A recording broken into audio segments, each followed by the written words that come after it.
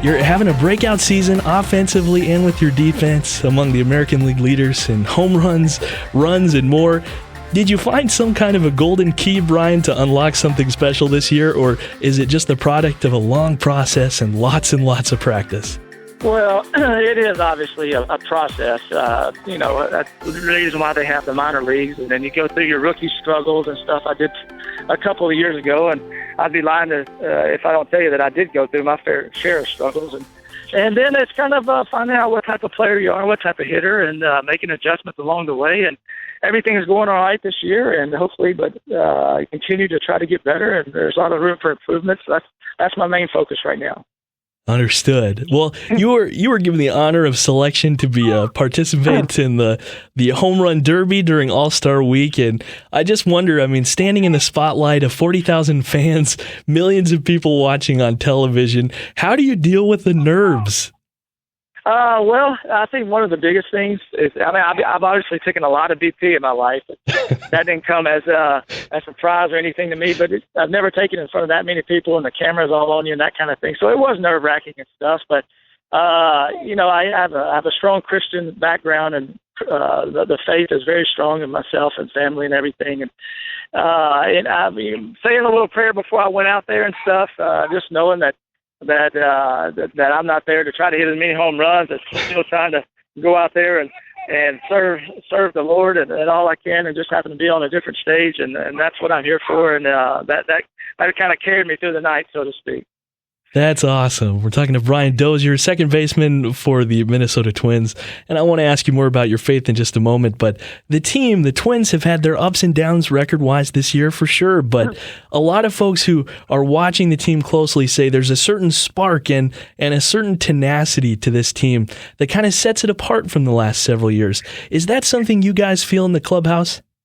Yeah, it is, and we've had our struggles the past couple of years, and we know that, and we recognize that, but we're getting better. That's the main focus, and we still have a few young guys in the clubhouse, along with some veteran guys.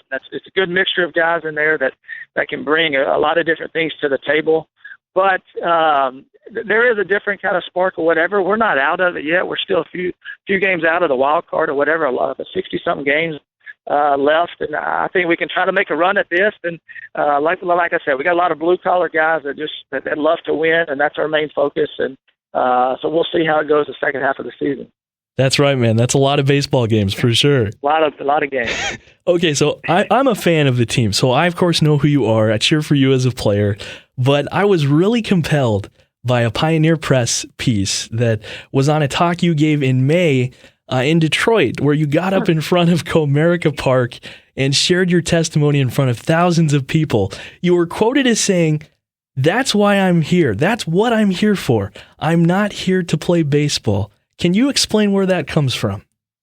Well, I grew up in a Christian home, and very blessed to have parents that pushed me and with my faith and all that kind of stuff. But you have to know when you're ready to be saved, and you know that and stuff. And mine was at the age of 10, and it's just baseball is a game of failure, and there's so many things, ups and downs throughout the game and stuff. But one thing that's for certain that is your relationship with the Lord, and that's my main focus. Until I finally realized that, actually, really, to be honest with you, a few years ago, being on the big stage, so to speak, in the big leagues with all the spotlight and all that kind of stuff, and what better way to glorify my Father in heaven on such a big stage and stuff. And that's why I'm here on this earth. I'm not, you hear people, I'm born to play the game of baseball, born to do this. And yes, that's my job, but that's not why I'm here on this earth. And, God specifically tells us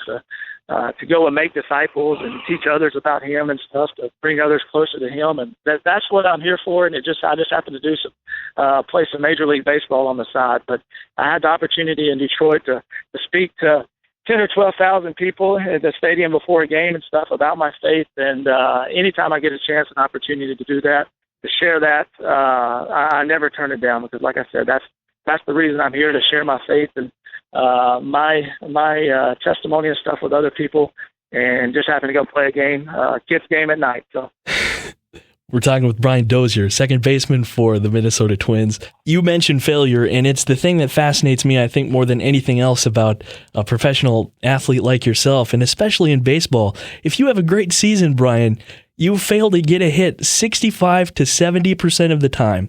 How do you let it go after those failures? I think it's a lot easier for myself and the guys that do know the Lord. And I'm being all honest with you that it is one of those things that we do deal with so much failure in this game. Like I said, that we go through slumps and everything where it's just seems like all the time. You know, you're always failing, but those that can deal with the failure and stuff, the ones that succeed. And one of the biggest things with me is my faith of dealing with the failure. And if I can, once I really realized that why I'm here, and even though I love this game so much and I put a lot of time and effort to trying to be the best I possibly can.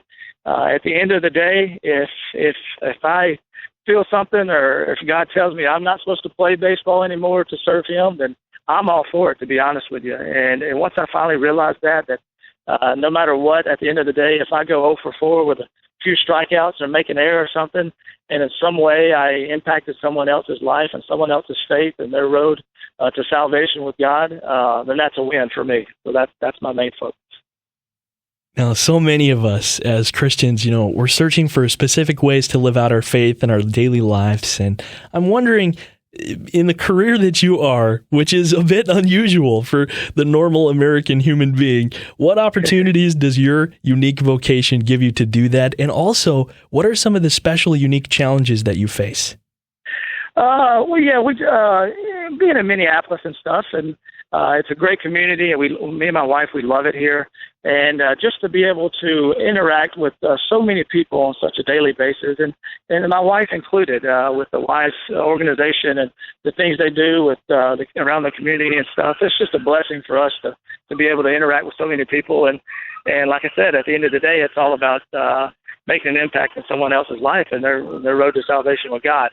And so that's basically our main focus. And we have so many things throughout the course of our life, and we took a mission trip last year to Nicaragua. This year we're going back to kind of share our faith and help do some stuff around our community as well. And just to have those opportunities and chances to do those types of things, it's just a blessing for us. So we're always excited about that. That's amazing. What was it like to go to Nicaragua? I know that in Latin America, baseball is such a huge thing. How did they encounter you as a Major League Baseball player? Yeah, it was pretty cool. Me and my wife got married in January, and so the November before, we kind of wanted to do it before we got married. My first mission trip, she's been on a few. Okay. And, once we kind of wanted to, we did it with Amigos for Christ organization out of Atlanta, Georgia, and we kind of just wanted to go, not telling anybody my profession or anything like that, just to go to. But at the same time, we went with a bunch of high school kids that were huge baseball fans, so that didn't last very long. But it really was cool. We're going to try to make it a yearly thing.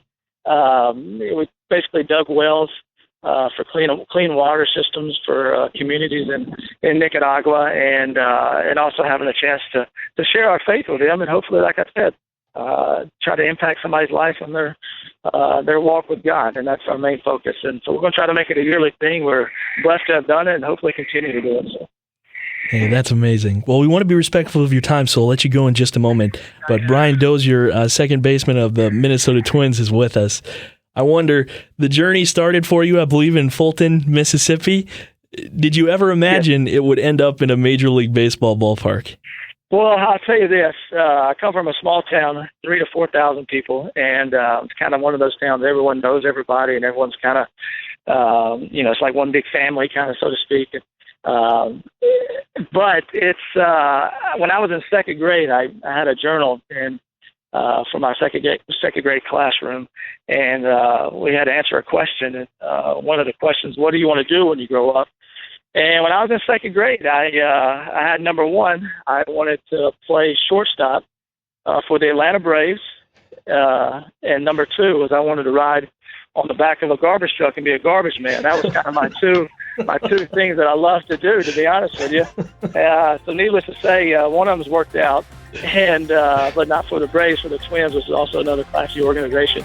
So I think from a young from a young age that I wanted to play professional baseball, and wherever it was at the time, it was with the Braves. But now you get to realize, wherever you can fit, it's the best thing for you.